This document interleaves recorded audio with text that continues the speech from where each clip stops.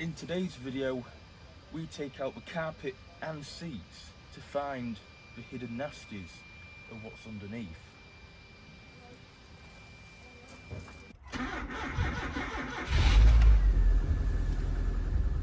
So what we'll be doing is that we'll be taking these front seats out along with the back bench, because underneath the carpet there's quite a bit of standing water, and yeah, that's not good. We don't want that. So we'll be using a T50 to remove the seats for the front. So to get the front seats out, there's these T50 bolts. There's 4 on each seat, on each corner, and once they are out, then you will have to take off the airbag connector underneath as well. Okay, so here's the first one.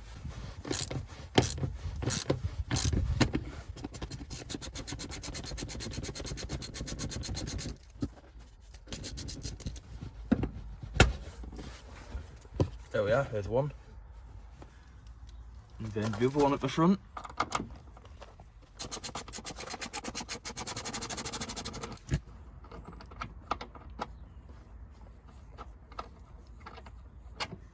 There we are.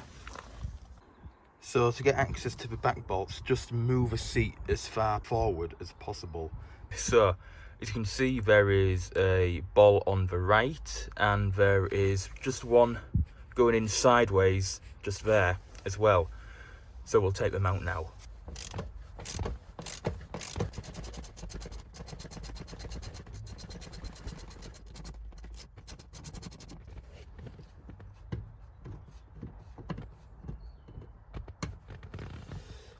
Leaning on stones isn't really the best idea, as it really does hurt. Now for this one.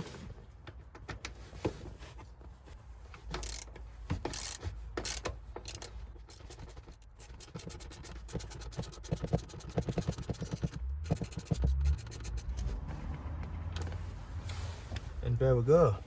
All 4 bolts are now out of the driver's seat, which is good. Now, all we need to do is tilt it back, and then we get access to the airbag connector, which is actually just there, because it appears to have fallen off the hook. Okay, as you can see, I've just tilted the seat back so we can get better access to the switch down there, the connector, sorry. And yeah, so what we'll do now is we'll take that off as well. To take this off, what you need to do is there's a tab here. You have to push in there. You can see it lifts it up at the other end, and then we just have to pull. Now I think I have to be careful with this one because the wires on it aren't exactly the best. There we go. So now the seat is free to come out.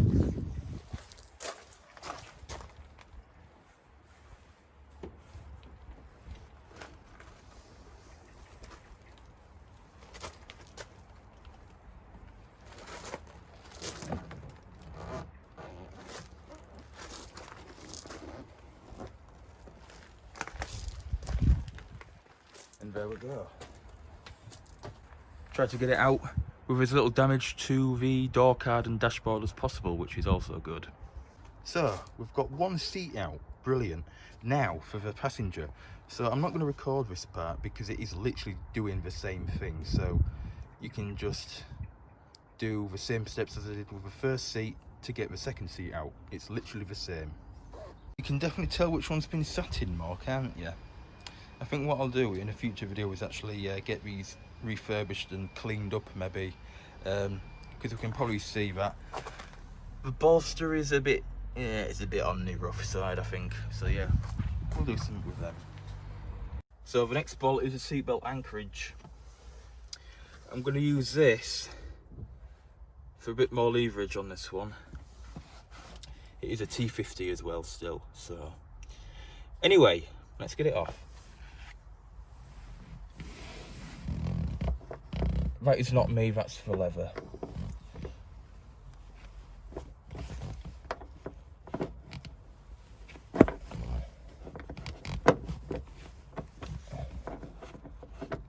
And to be fair, now that we've got it loose, we can actually just use the ratchet.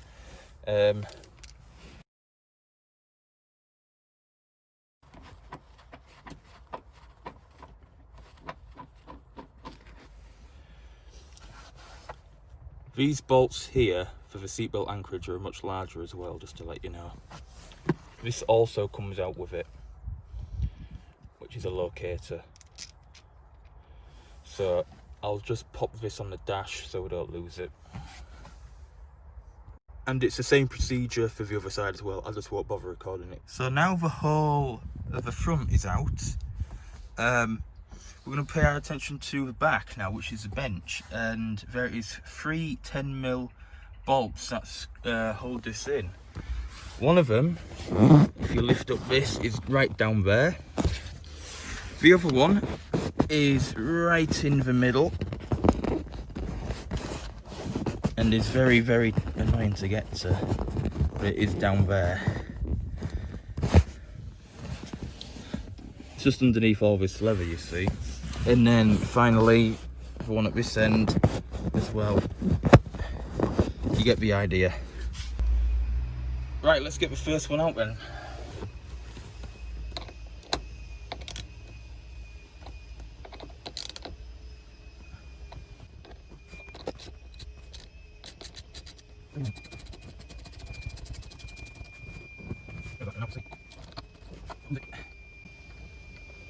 Yes, we've got it. Nice one. Lovely.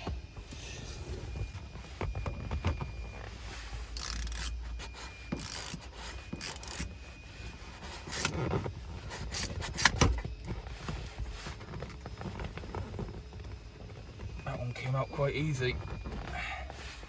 There we are.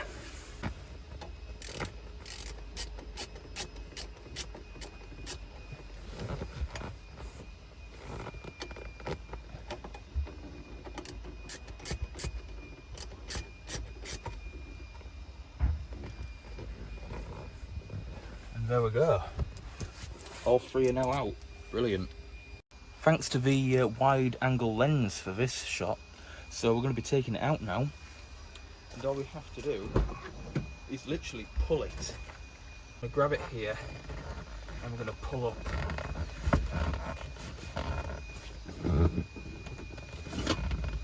Actually, that's a better idea. Grab it from all ends.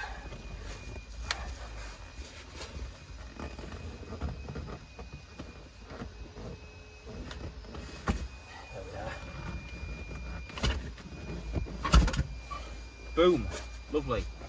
So now it's just hooked on to some things at the bottom, and then you can just pull it out like that. And there you go, it's out. Lovely. Right, for the next part, I'm just going to pull all these seals off. So, because the carpet actually goes underneath these seals, that's what we want to get to. Just doing it for every single one. Just pull them off. And when you are pulling them off, when you've got the carpet out, make sure you put these back on, otherwise water will get in. And the last one. Boom, there we are.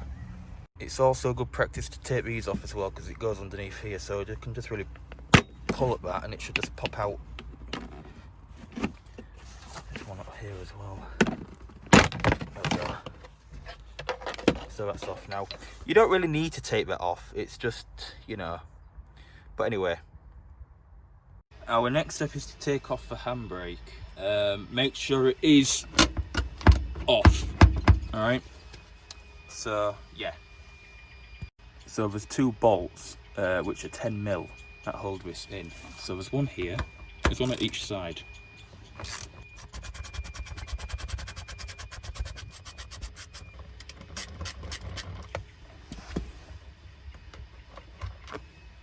There we are. And then the other one is just here.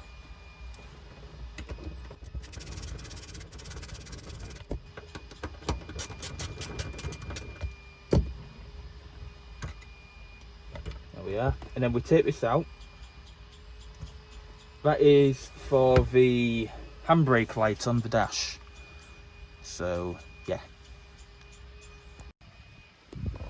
when you're working on a car, it's always good practice to put the bolts back into where they were meant to be if you take something off. So in that way, you won't lose them. And plus, when you come to put the handbrake back on, they're right here. Oh, and I forgot to mention, basically there's a bit of trim that goes here. Actually, I've got it right here, and that just basically keeps the carpet in. But you do need to take these out. Basically, there's a few plugs and whatnot, and it should just come out, and then we can freely move this about. So yeah.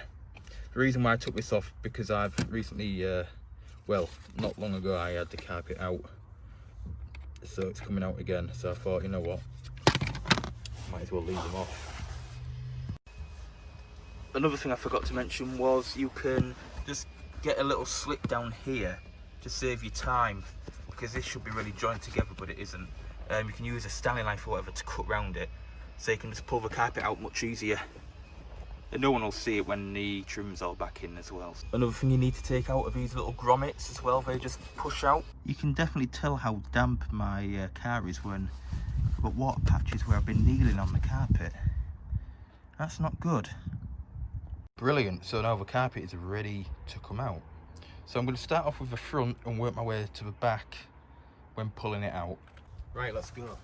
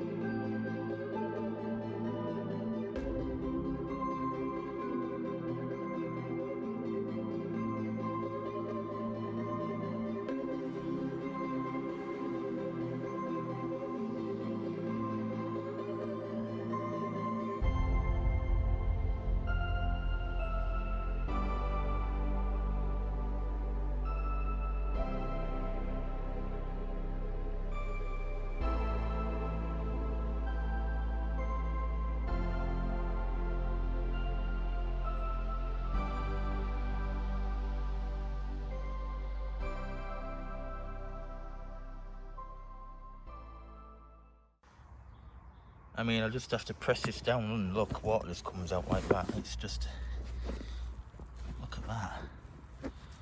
That's grim. That's probably been stood there for months. Look at that. Oh my God. Yeah, this needs to go for drying. Look at that, it needs a clean. And it stinks as well. Ugh. No wonder the car was smelling of mushrooms and bloody fungi, I tell you. Anyway, well, hopefully that'll sort it out. The carpet will get a good steam clean, and yes, probably, well, I don't know if is that mould? Most likely, but yeah. To be fair, it's pretty solid under here, which is the main thing, thankfully. So yeah, brilliant. I'm happy with this. So yeah, thank you ever so much for watching this video, and I hope it helped you if you have the same issue as I do with a very damp Rover 25. It's quite easy to get the interior out. There's not much stuff to it, actually, if you think about it. Not like modern cars, you know, it's just a few little connectors to unplug, a few little bolts and screws to undo, and Bob's your uncle. You've got a pretty bare interior. So yeah, thank you ever so much for watching, and I hope to see you in the next video. Goodbye for now.